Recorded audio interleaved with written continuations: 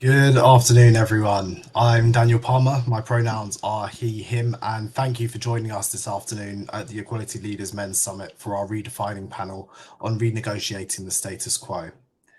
Men must begin with questioning the ways in which the patriarchal culture keeps them from knowing and loving their true authentic selves and denies them the access to full emotional well-being. We'll discuss the journey of the speakers today, how they've widened their own view of masculinity and the impact that this has had. I'd like to start with a round of introductions, so I will hand over to our panelists here. So, James, would you like to go first? Yeah, good afternoon. Thanks very much, Daniel. Lovely to be here. So my name is James Fellows. I'm the founder of an inclusive talent portal called Bridge of Hope Careers. And I was, I'm getting feedback, so sorry. I was born white male and very privileged. I actually was in the same class as a boy called Cameron, who went on to run the country, and a couple of grades below a boy who went by the name of Boris, who went on to run the country into the ground. So you get the level of kind of privilege that I had. Life was great, and I had a corporate career in the drinks industry. In 2008, I was running most of the biggest customers for Diageo in North America. Happily married, 3 kids with a swimming pool. What could go wrong? And pretty well everything did go wrong, and I got made redundant. And then over the next 5 or 6 years, I got made redundant 4 or 5 more times, plus got sued, swindled, sued again. And it all unraveled, and I got sectioned in a psychiatric ward outside New York. Came back to the UK to recover, and it was clear that unfortunately my marriage had gone, my kids had gone, my home had gone, my career had gone, pretty well everything. And my consolation prize was a diagnosis of bipolar. So having been white male and exceptionally privileged, and never experiencing barriers to employment, nobody would give me a job. So I couldn't get a job at a pub or coffee shop. Ended up as a janitor in a frozen food factory. Clawed my way back into the corporate world, the drinks industry, and I got laid off one more time. And that was when I had an epiphany moment. And it was when I said, do you want to carry on flogging legal drugs or doing something a bit more meaningful? And I decided to help other people with barriers to employment, hence the Bridge of Hope. Thank you. And Satya, would you like to go next? Sure.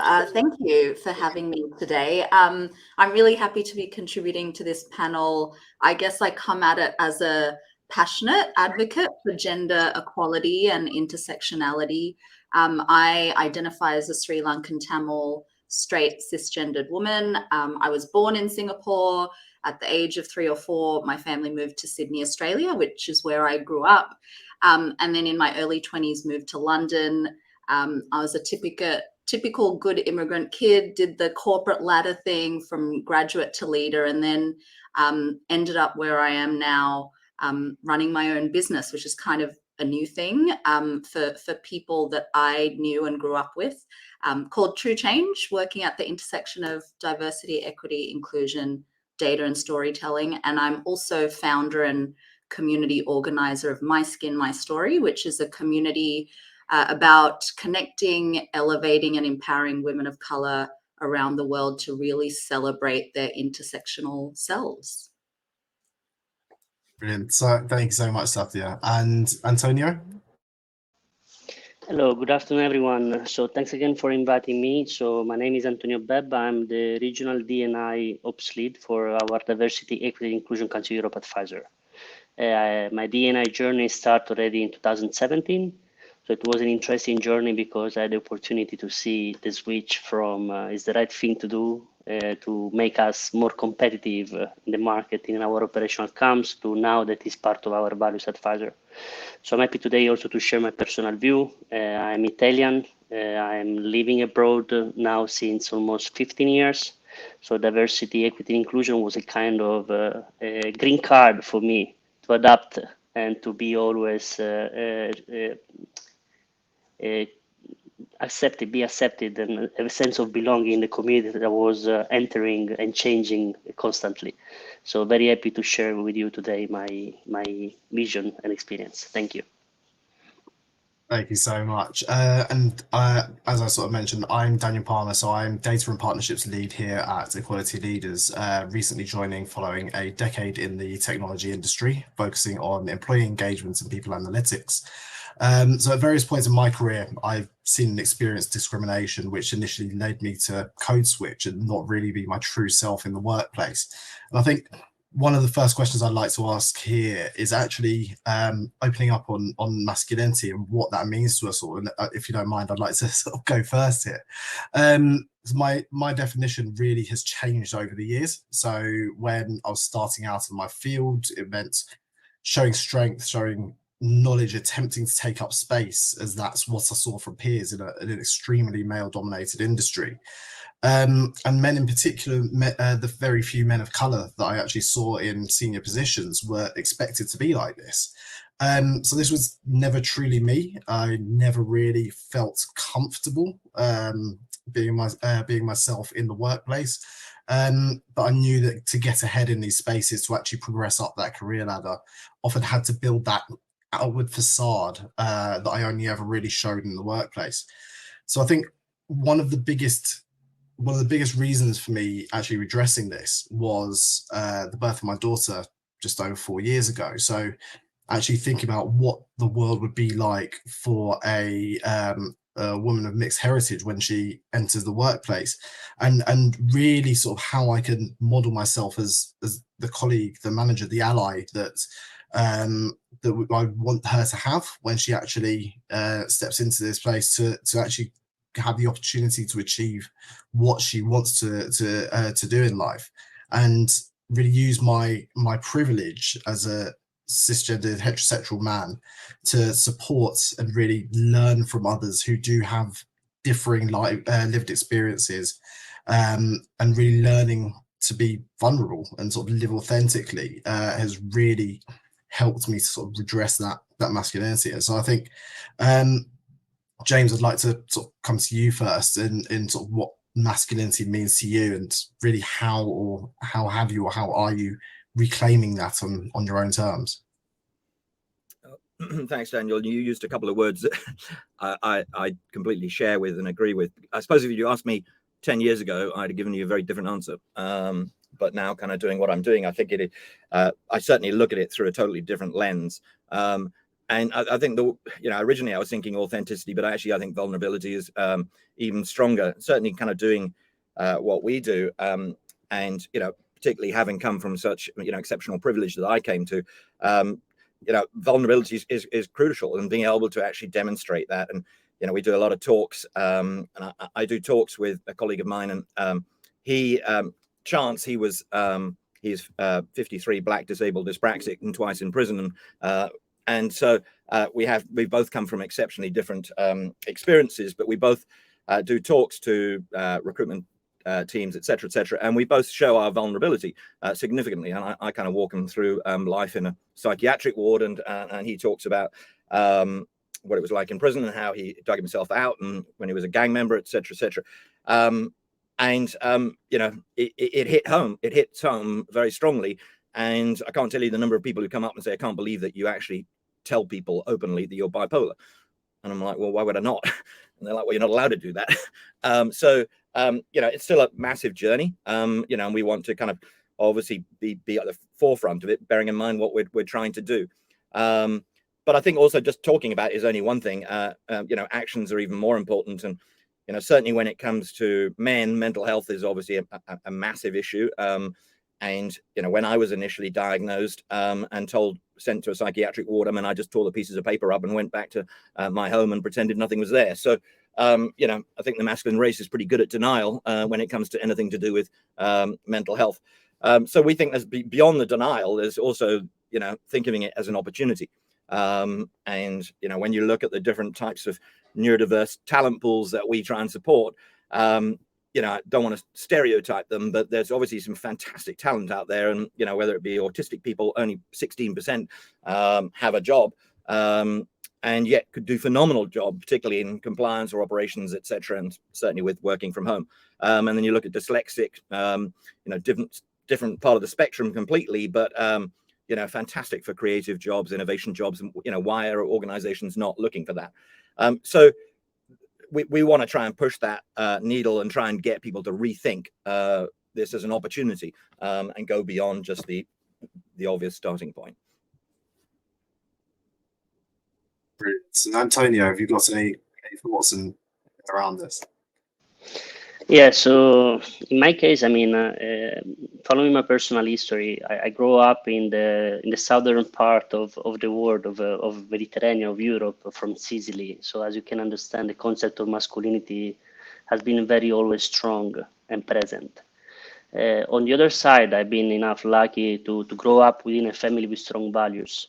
So I had the opportunity to see the differences between the context that I was growing and educated and the context that was outside and present. And there I start to realize also after a while I was growing up and starting to travel as well, the importance of, as you were telling before, of the privilege that I had to cover a white male, a man, and the more I was growing up, the more difference I was seeing, the more sure I was thinking that I had a role to play in this difference, and I think it go in many directions. The feeling of masculinity can be because again, I like to think of masculinity as an opportunity also to use this as a privilege to support, to be able to stand up and be able also to speak up when is the right moment to do so. And sometimes it's not easy. Also within the same males, the same the other mans, it's very difficult because you feel yourself kind of overwhelmed or maybe also in minority. So also there you think it's the right thing to do. Or should I use my privilege right now? Or should I wait later? Or maybe it's better that I just shut up and that's it and let it go. So these are the kind of experience that let you understand how to be a better ally or a stronger ally. So in my case, I think this growth from the southern of Europe to the middle and Nordic of Europe gave me also the opportunity to realize the different stage and differences that people were realizing on this specific topic. Brilliant. And Satya, do you have any thoughts on this? Yeah, sure. I mean, I think for me, observing the conversation on masculinity, I feel like we could all agree that 10 years ago, it really wasn't a thing. I'll say as a woman, it wasn't stuff I heard, but I have a feeling even men didn't necessarily have those conversations or listen to other men having them. I think the piece that I really relate to is all of us can remember, and it doesn't matter if you tick all the boxes of being like a dominant group, right? I think the acknowledgement here is that the way things are not working for any of us. And I think we all know that moment of not fitting in, like going to school and like figuring out the unwritten rules of like, okay, this is what it is to be cool, right? This is what, if I don't want to get bullied or harassed, don't do this stuff. It's not about who I am. It's about how do I fit in. Okay, apparently I'm meant to be put into boxes. Am I part of the blonde group at my school? Am I part of the nerds? Am I part of the, because I grew up in Australia, we had like a lot of international students and that was a crew. But all of us are many things. I love Audre Lorde's quote, there's no such thing as a single issue struggle, because we do not live single issue lives. And I talk about it and reflect on that as a woman, an intersectional woman, but men, there are so many versions of being a man, and men are intersectional. Like Daniel, you mentioned you're a man. You also have race at play. James, you've mentioned mental health. Antonio, you've mentioned like regional stuff, and you haven't gone into it, but I know, having been in Italy, there's a whole north-south thing. There's a whole, like, if you talk to Italians, Sicily is not part of Italy, and Sicilians won't say necessarily they're Italian, right? Like there's a whole thing. But the three of you are all men, right? And maybe some of you are extroverted, some of you are introverted, but it's the way that things have been constructed, we're kind of all forcing ourselves and each other into boxes, and none of us fit into those boxes. And I feel like those boxes become straitjackets, don't they? Because actually boxes are limiting.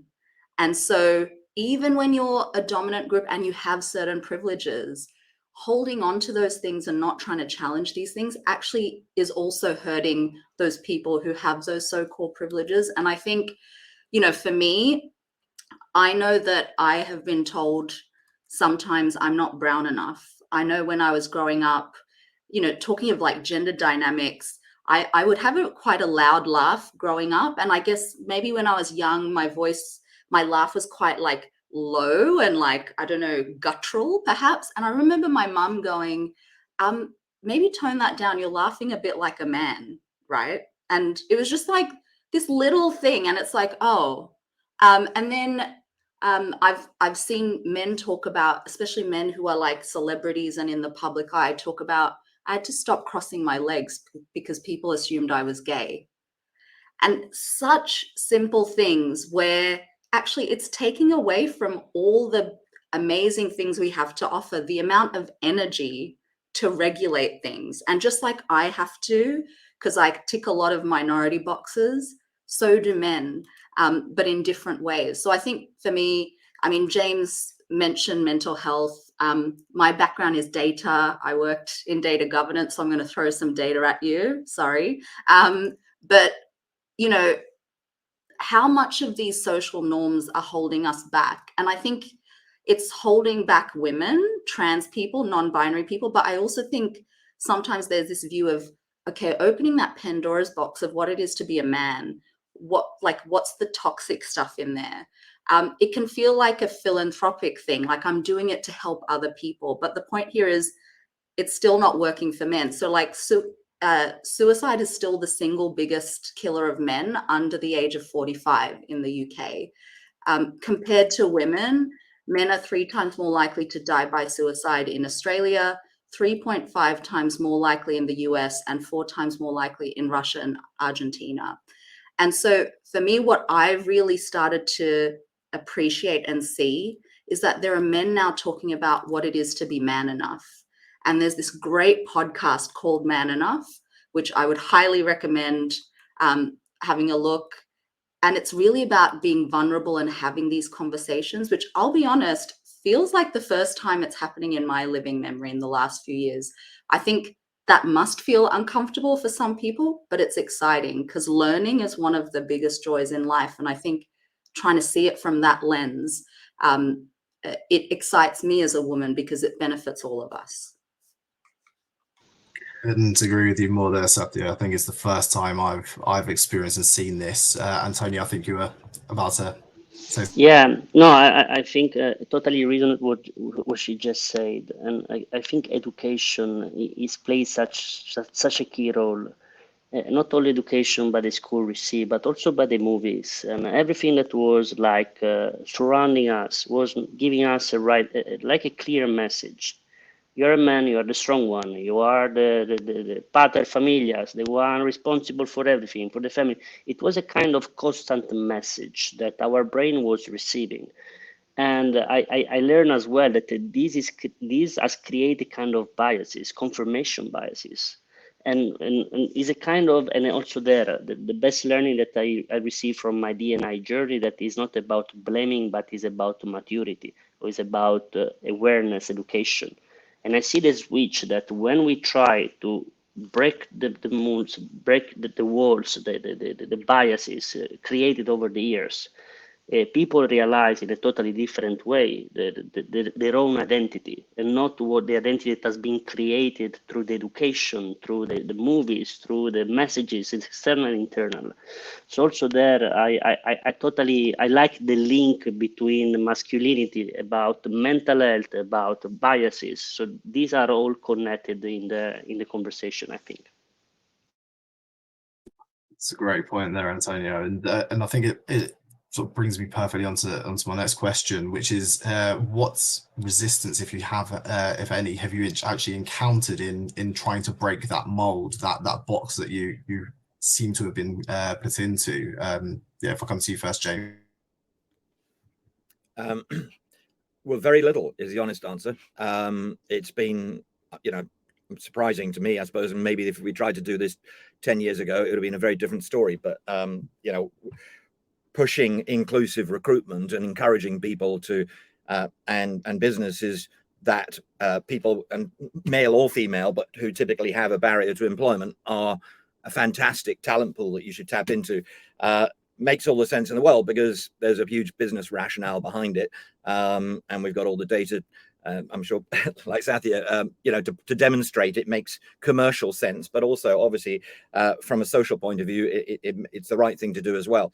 I suppose the only talent pool where, or probably where the biggest challenge is, people who've been in prison, which was our original sort of DNA as a social enterprise, and so that's still. In some organizations, it's still a challenge, some of which is understandable. I mean, we work with banks, we work with bookmakers, and whether they like it or not, they can't take somebody who's been locked up. But others, there just will be people who can't get their heads around it. And they're like, well, if you've been in prison, then you're clearly a bad person, and that is it. And you have no second opportunity or second chance. We try and sort of change that mindset, and that's where the kind of vulnerability and authenticity kicks in. And when you can hear it particularly from Chance, my colleague, and you see how articulate he is, how smart he is, etc. He's never had a legitimate job before, and he's 53. But pretty well everybody who sees him talk goes, well, I'd hire you in a heartbeat.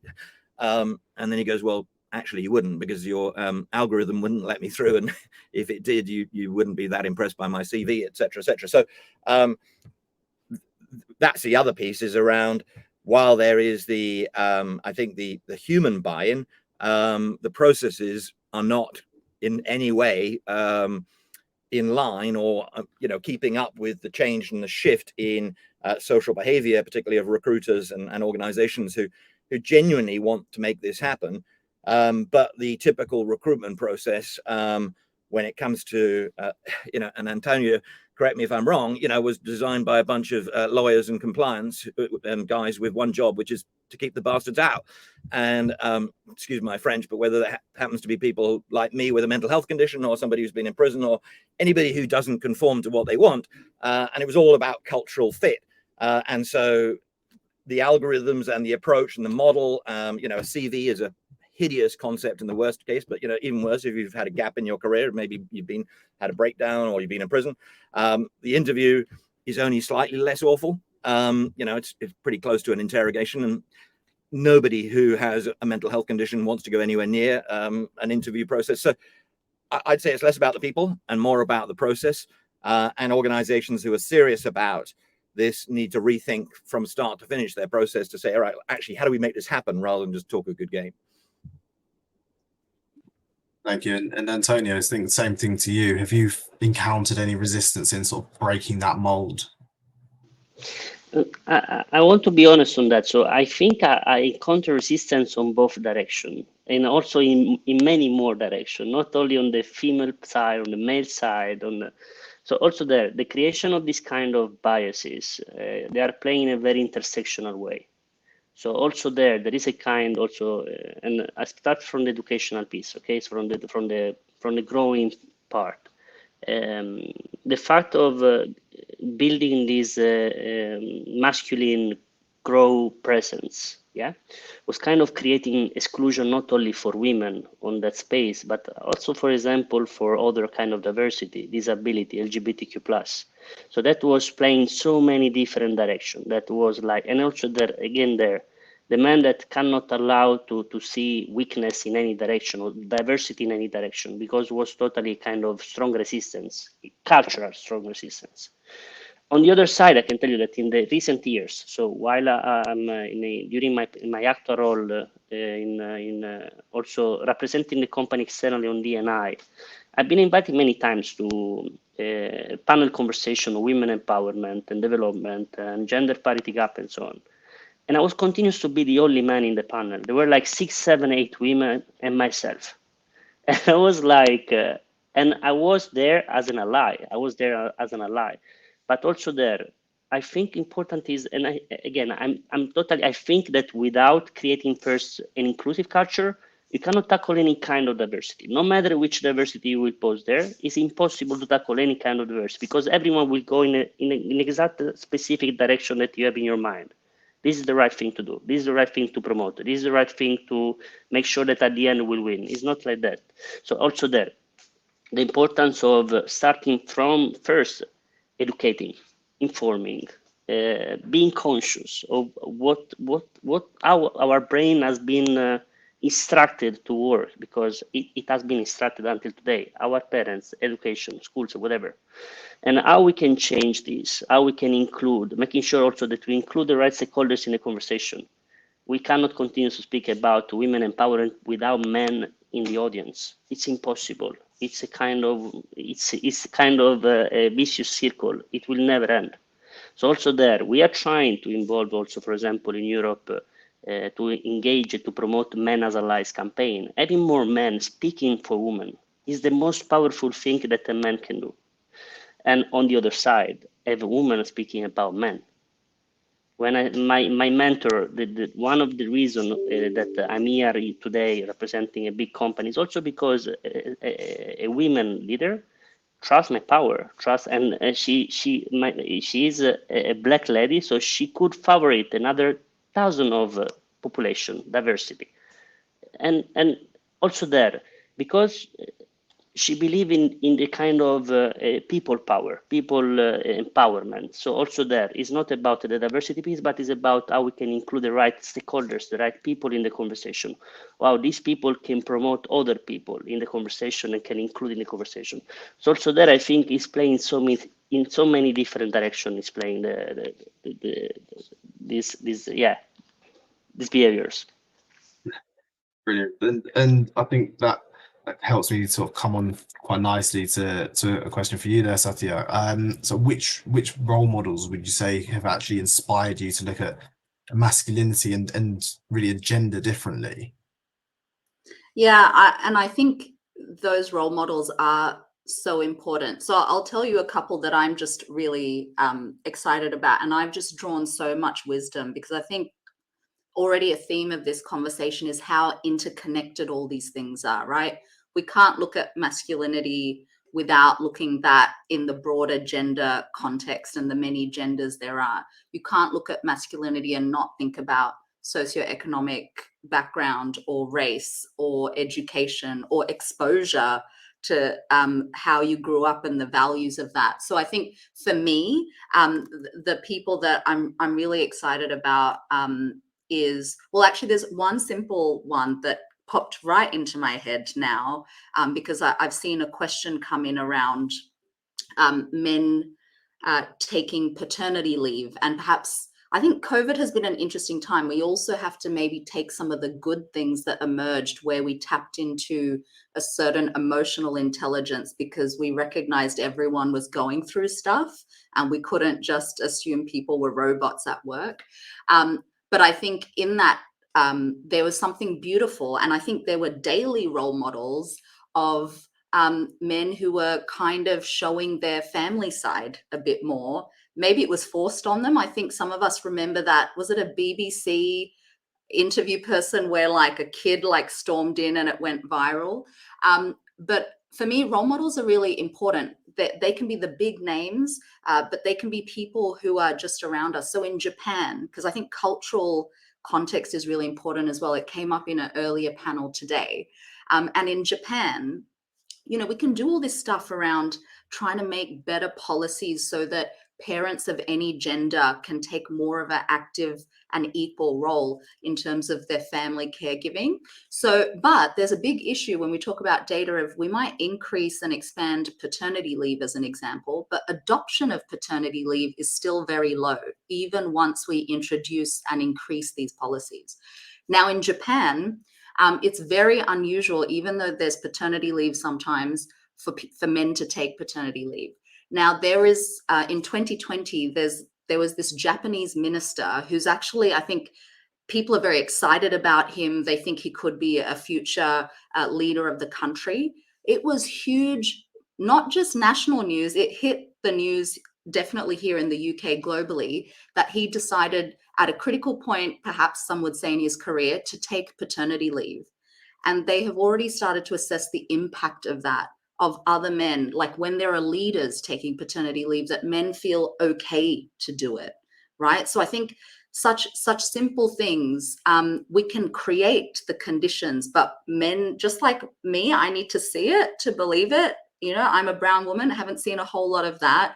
Men also kind of expanding their roles and being celebrating the various parts of themselves and that element of caregiving to family. I think this is something we really need to embrace, and I think almost try to convert from some kind of unplanned momentum we got from COVID. I guess two other bigger names, which I would definitely ask, if you take nothing from today, start following these two individuals. So Justin Baldoni, who is a American-Italian actor.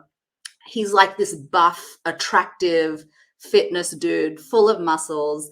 He's actually the guy that came up with the Man Enough podcast.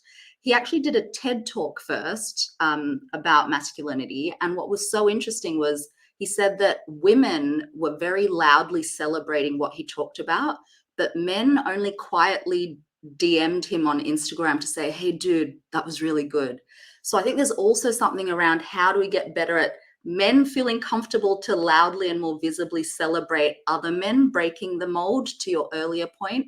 But he also talked about using fitness and being that Trojan horse of talking about vulnerability and masculinity and like weaving it in with his like fitness videos and stuff. So I think it's also, you know, you can get anything you want from him. And then the second person I would say, and then I promise I'll shut up, is, and I believe this person is like an oracle sent from like another world. I think we're very lucky to have this voice.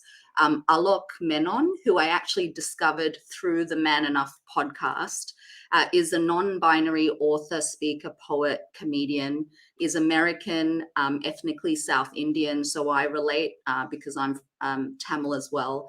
And they talk about this fake concept of the zero-sum ideology of actually how do we challenge masculinity and the fact that people think if other people thrive, that means I must lose something. How do we challenge that? Because that's not what we're talking about. They also talk about don't do this work about masculinity and equality and being an ally. Don't do it to save non-binary people. Don't do it to save me as a woman. Don't do it to save trans people. Do it to save yourself. Because the reason that people don't fight for the minoritized people, you're not fighting for yourself, because we're all suffering. And so, Alok, seriously, this person, just follow everything that they do. Some of it's super complex.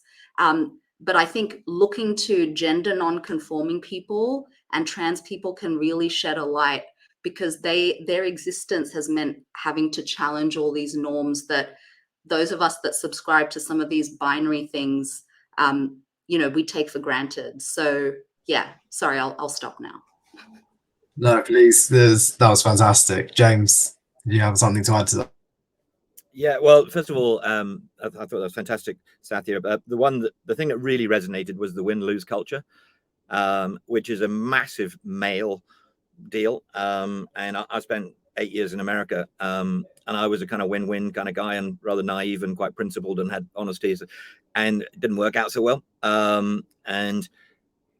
I lost on multiple times, which kind of caused part of the problem. And I have to say it's been a huge relief that has not been the case back in the UK, partly because I'm probably in the social enterprise world and there's less money to be gained or at stake, et cetera, et cetera. But yeah, just shifting that model to being, collaborative and win-win is vital. I think, if for an organization and a country. And then I suppose when you're talking about role models, we have a sister charity called Resume Foundation that focuses around kind of employment, but also self-employment. And I see some amazing role models through their self-employment program. And I'm privileged enough to be able to mentor several of them. And these are typically former gangsters and drug dealers who've been in prison for 5 to 10 years or so, who are exceptionally successful at their original business. They're trying to turn them to be exceptionally successful at a legitimate business. And that doesn't have to mean you've got to be the next Elon Musk. It might be go and run a car wash or, window cleaning business, et cetera, et cetera. And so meeting a lot of these, and pretty well, vast majority of them are men. I didn't realize it, but I think of something like over 90, possibly 95% of people who commit murder are men. Our former CEO was a female murderess, and she said, yeah, I'm very, very much the minority on this one.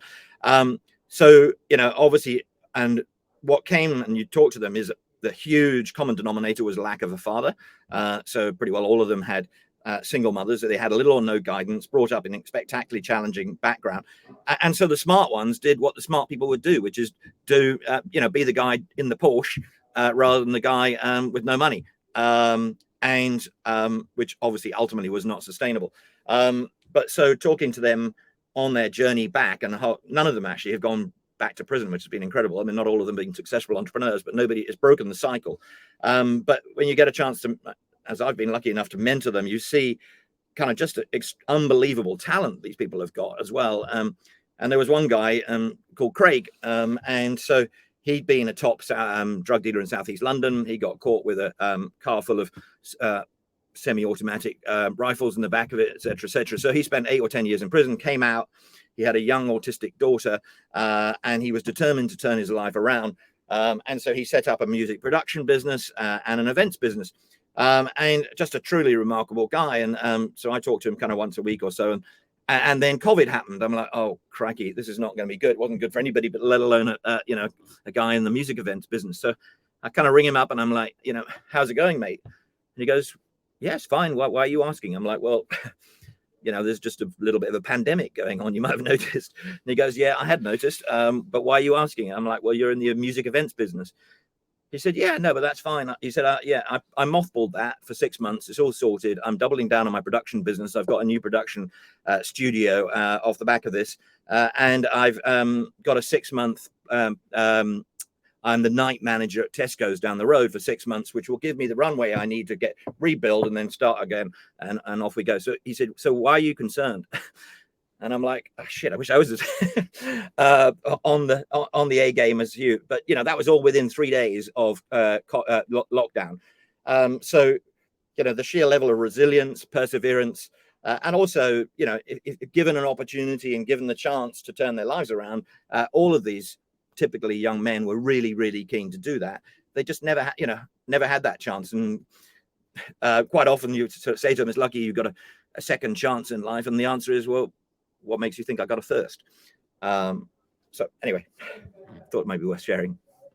Brilliant. Thanks, James. And Antonio, have you thought of any role models? Is there anyone that you sort of look up to in your journey as you sort of decide to readdress masculinity? Yeah, so connecting first with what James and Satya just say on society role model is a kind that what I assist over this year, that no matter which is your status, you will continue to receive challenges in any direction. You are single, you are not married, you have a certain age. I saw the difference between living in Italy and not having kids or family until 40, compared with Belgium that they get married very young, or Poland and so on. So that you have the kind of social pressure that they let you, something is wrong with you because you are not yet married, you don't have kids. You are not potentially sometimes also in the selection of people, maybe you are not even trustworthy.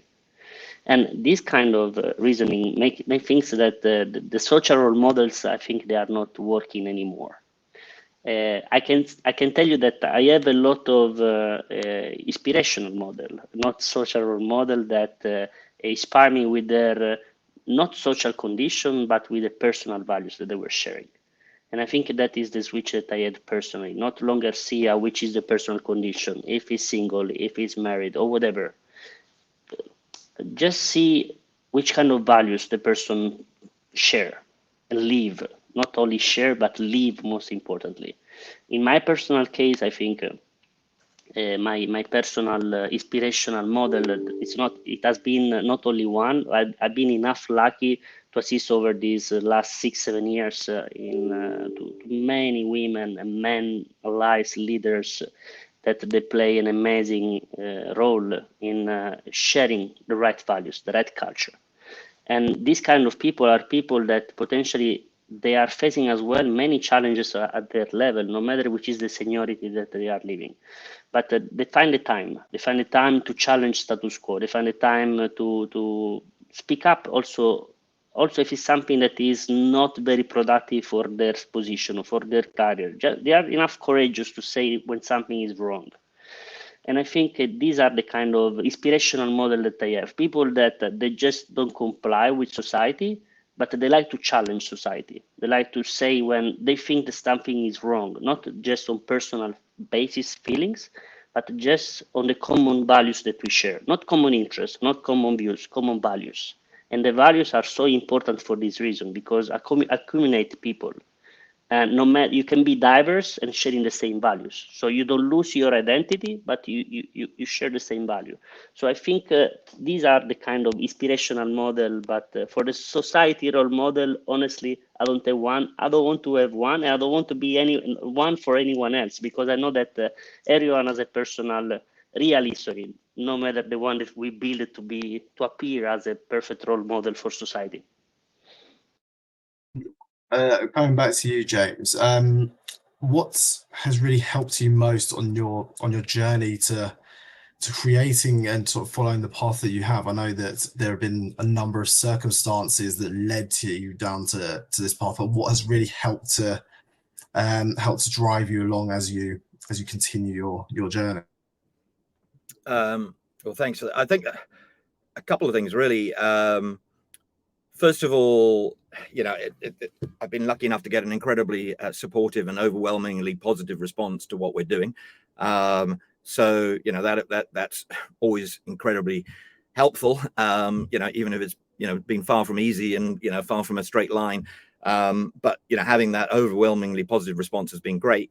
I think the sort of second thing would be when you get a chance to actually, obviously I had a bit of a rubbish 4 or 5 years, but I also had a spectacularly happy and lucky 45 years or so before that. And then you meet all these people who didn't have any of that. They've just had a rubbish time their entire life, and they didn't get any of the opportunity that I got. They didn't get any of the breaks, and so it does put everything massively into perspective. Of some people unfortunately have spectacularly challenging lives. But I think the most important thing is the power of a job. And kind of I felt that myself, having been in and out, particularly in the last 6 or 7 years before I set up, when you are in employment, life is really great. And when you're not, it is spectacularly crap. And, it is pretty well linear. And so being able to help people, change their lives through employment, it's not just the finance bit, it's the self-worth, it's the confidence, it's the belief. And it doesn't just impact you. It impacts your entire family, your immediate family, and impacts your friends. It has this both ways. When you're out of employment or in employment, it has a massive impact on those people around you. So, being able to put, we've had 80,000 applications in the year. Now, we don't know how many people have got a job, but we know it's probably between 2 and 5%. So, that's 2,000 or 3,000 individuals' lives changed, but then all around them, you're changing those lives. And then I mentioned Chance, who, is obviously working for us and having had that very, very difficult background himself, and his father beat him up age 1, as a starting point. And, he turned to me and he said, he'd had a conversation with his son, who was, 25, and he'd had a great relationship with his son all the way through, despite some of the challenges they've been through. And his son regularly turned to him and said, "Dad, I love you." And he said, that was always great. And about a month ago, his son turned to him and said, "Dad, I love who you are." And he's like, okay. And he's like, the completely different perspective, because suddenly his son believed in him, trusted him, respected him, but largely because he also had a job, and he was obviously changing lives as well. So I think all of that really kind of helps to fuel what I do and what we do, and make it absolutely worthwhile. Antonio, how about your journey? What has really helped you along your journey, both to sort of discovering yourself and also your career and that sort of thing? think you're on mute there. Sorry. So I think my real personal, so the combination, the merge of my soul, mind, and professional dimension, it happened when I had the opportunity to experience an environment where it was totally accepting my diversity. So in the right moment where I was not longer worried or spending energy to hide part of myself, to hide if I was making any mistakes, to hide my accent, to hide my my also personal beliefs. And I'm not speaking just about not on the religious part or political part, just also my way of seeing stuff or solving solution. I started my personal journey in the Pfizer Global Supply Chain Organization, and as you can understand, it's very analytical structure. And on my side, for the work that I do, I'm very relational, communicative. So also there, it was possible to leave my personal diversity, neurodiversity, because I had a context that was allowing me to be who I am and contributing with the diversity that I was bringing into the conversation. So in the right moment that I considered that my diversity was a strength and not a weakness, that was the real moment that I realized that I was in the right capacity to totally unleash my full power, to totally unleash my full innovative thinking, to don't be afraid of just proposing something that maybe the others may think that is very strange, but maybe others in that context, including context, they can think that is innovative, is different, is like totally breaking the standard view, and maybe having also kind of alternative perspective.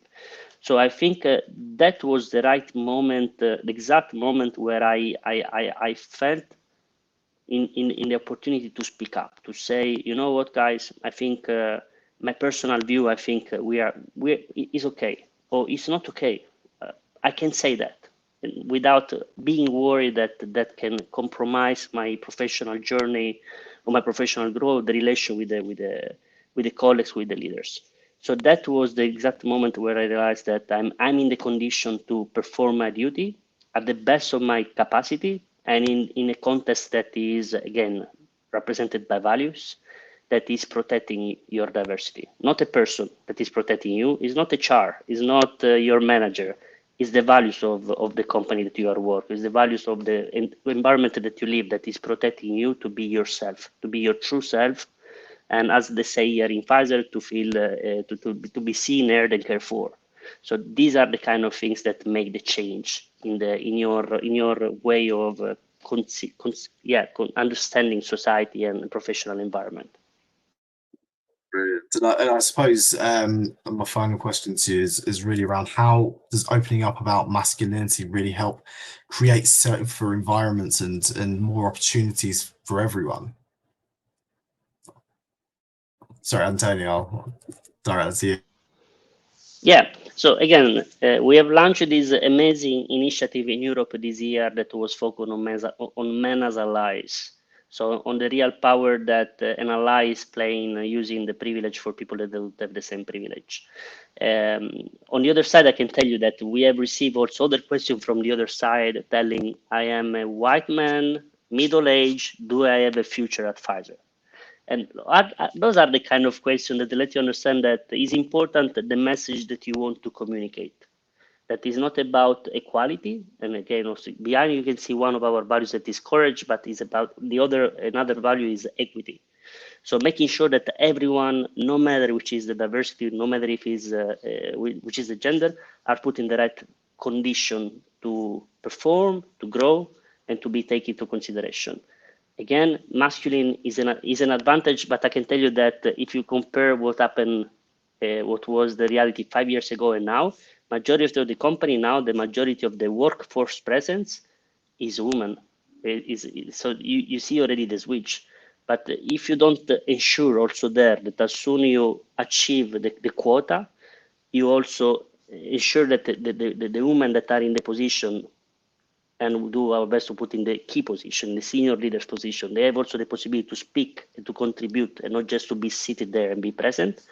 That is, I think, the power of men as ally. So making sure that you use your privilege for them, and they will use their privilege for you. So is it vice versa? And James, I think it looked like you were about to speak. Yeah, I mean, I suppose I'm, circling back on the group that I touched on. One of the groups we work with all different types of people who have a barrier to employment, but the one that does skew heavily towards the males are people who've been incarcerated. And the worrying statistic still, unfortunately, is that 84% of them still don't have a job after a year coming out of prison, which is an absolute shocker. But the good news is employers are starting to get their head around it, and we have quite a few employers actively looking for that group because they know it's a fantastic talent pool. But I did, I was trying to, when I was setting things up, I wanted to get my head around how that kind of worked and who was doing a really good job. And probably no surprise, many of you have heard of Timpson's, and this is something they've been pioneering for some time. So much so that they actually have academies inside prisons where they train largely men in shoe repairs. And so I went down, having met James Timpson, and went down to one of their prisons to see kind of how this worked, and was incredibly impressed by what they do. And it was very, very professional, and everybody was in shirts and ties and extremely well organized. And I was like, well, so, when they complete the course, what happens? And the answer is, when they complete the course, if they complete it and pass it, they will be, and when they come out, they're going to be offered a job at a local Timpson's, which is brilliant. So I did say, well, can I ask the awkward question that probably I'm going to be asked, which is, well, what about the trust question? And the answer was quite simple. It's like, well, what we do is, the first day in a job in a new Timpson's shop, the new employee is immediately given the takings and told, take them down to Barclays at the end of the road. To which several of them looked rather surprised and went, I was an armed robber before, or I did have a large fraud. And the answer was, hurry up, Barclays closes in 25 minutes. And nobody has run away with the money. And in fact, I read an article by James Timpson talking about dishonesty generally, and he said, look, it's inherent throughout every organization. You have to get on with it and deal with it. He said, but in our organization, the one group we never have to worry about is the 15-20% of our employees who came from prison. He's like, because we've given them a chance they never thought they were going to get again. They are not going to break that confidence or trust. He said, so it literally has flipped that entire model. It's fantastic. Satya, I think. Yeah. So I think creating safer environments where there's more opportunities for all, I feel like no one can disagree with that aim, right? That's what we want. Selfishly, we all spend a lot of time at work. That's where we just want to be in. It doesn't matter what you look like, how you identify, that's the environment you want to be in. And so I think back to what Antonio was talking about in his own personal kind of tapping into his potential is the fundamental question for me is, how much are we limiting of ourselves and all the talent and potential of the people, the humans around us, when we are in these conditions? Because you know what? We're not very good. If we're going to hide some bits of ourselves, we won't just hide like the identity traits or the personality. We are also going to be hiding and holding back our talents, right? Our gifts, our skills. I talk about superpowers a lot, which are unique to us. And superpowers aren't just like what we do and how we do them. It's also how we've come to exist, right? It's also our identity. And let's be honest, the news, when we watch it, it can be pretty depressing. The world is dealing with complex issues that we need to tackle. And within our organizations, we're trying to figure out complicated problems in a tough environment. And we need everyone to be as creative, innovative, and safe to throw out those ideas, like Antonio was saying, like throw out those ideas and thoughts that you can only do when you feel limitless and when you feel safe. And so to me, because masculinity has been in some ways the source of limitations for many, not just for men, we are all adjusting and editing and filtering and therefore hiding these things at a time when we need all our collective superpowers more than ever in the business world, in society, with the environment. So to me, I think it is a prerequisite for that, because by challenging the limiting elements of masculinity and what that means for how everyone feels that they can show up at work, we are able to kind of really drive an untapping of those superpowers. I mean, for me, I also think that stories are really powerful. And I think where men feel comfortable kind of sharing their stories and their journeys is important as well. I think there's something around, up until now, it's been on visibly minoritized people, maybe women, queer people, disabled people, to be like, okay, this is my lived experience, this is my story.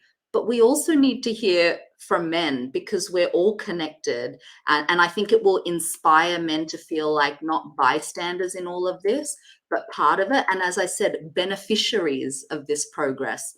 I'm not losing something for other people to thrive. There's this great study that the Fawcett Society did in the UK, which was a pay and progression review of women of colour. And it talked about how if we addressed barriers for women of colour, 24 billion pounds would potentially be unlocked in the UK economy. And at a time like this, I think we could all benefit from that. So I think that win-win mentality is really, really important. Could not agree more with you there, Satya. And we, just being mindful of the time, we do have a question that's come in from Lord here, which is there's a transition that takes place when men become dads, and some things are shifting in the workplace, repaid leave, etc. Do you find that men often hide their family status in order to progress in their careers, and what impact do you think that has on their mental and emotional well-being? I'm happy to take this one, actually. So I think there definitely is an aspect of that. I think that it may be that the idea of masculinity and being the provider and being this the man of the house, the one who goes to work, brings home the bread, and whilst the mother actually takes care of the children.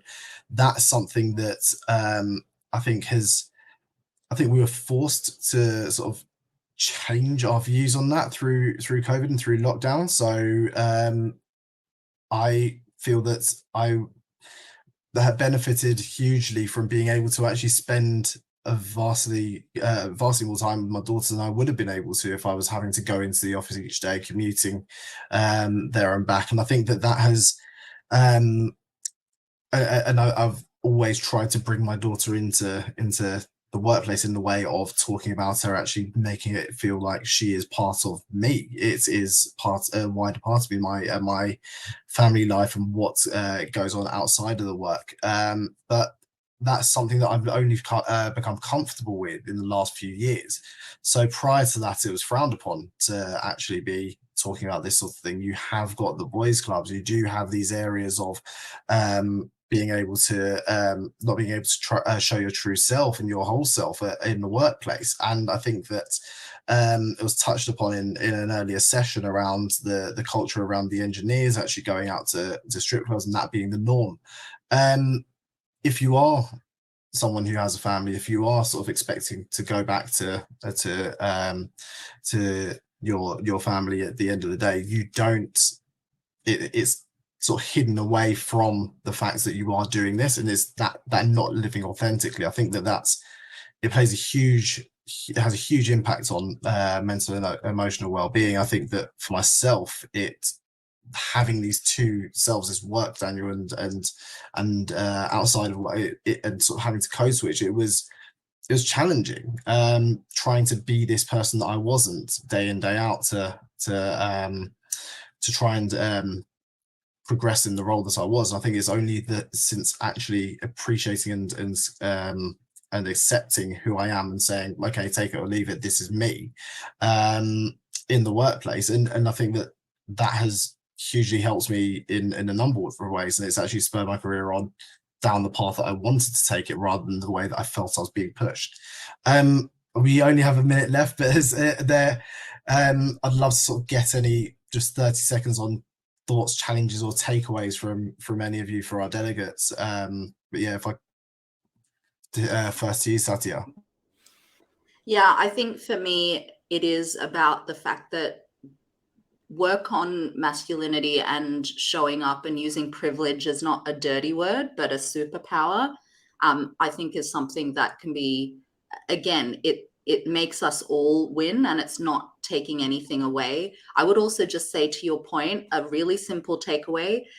If you have women in your life, in your household, have a conversation about like household and childcare duties, because there is something that has been widely documented, which is gender equality has gone backwards over COVID, because even though men were spending more time at home, women still had to take up more of the duties while doing their work and homeschooling. So I do think we need to not assume that things are always moving forward, and we cannot address gender equality and equity without men. And that's a simple step tonight at home. Have that conversation, because it rarely happens in households where we really talk about that division of labor. And that's a simple win that could have huge ramifications for your whole family and the people around you. Again, James. Yeah, well, first of all, thank you so much, Daniel, for having me on this. It's an excellent podcast.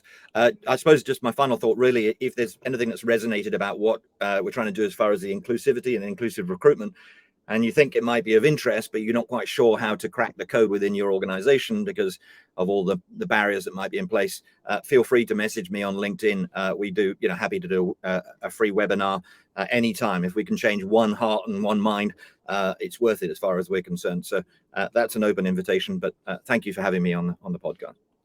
Brilliant. Thanks, James. And Antonio. Yes, I would be very short. Keep constantly the status quo. Try always to keep mapping what you are living, what you are experiencing, no matter if you are within man, no matter if you are within woman, no matter if you are within anyone, just challenge the status quo. So continue to use your privilege for people that they don't have the same privilege. Perfect. Thank you all so much for such a great conversation. I've thoroughly enjoyed it, and leaving us with so much to think about.